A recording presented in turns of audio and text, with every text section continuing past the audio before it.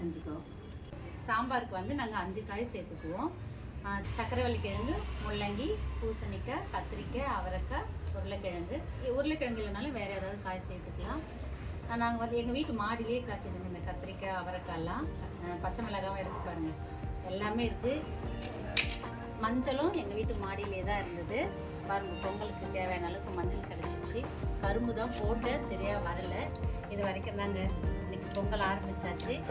பார்க்கலாம் வாங்க எப்படி பொங்கல் வைக்கிறதுன்னு. தண்ணி நல்லா கொதிச்சிடுச்சுங்க. அரிசியை சேர்த்துக்கலாம்.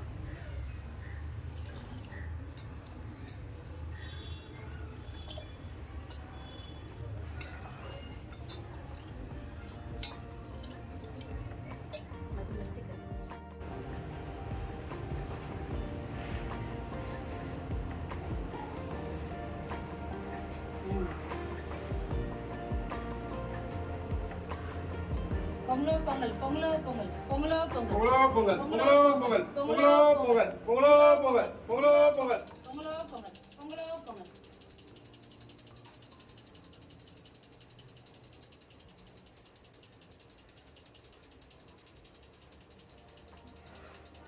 நீங்களாம் எப்படி பொங்கல் வச்சீங்கன்னு கமெண்ட்ல சொல்லுங்க.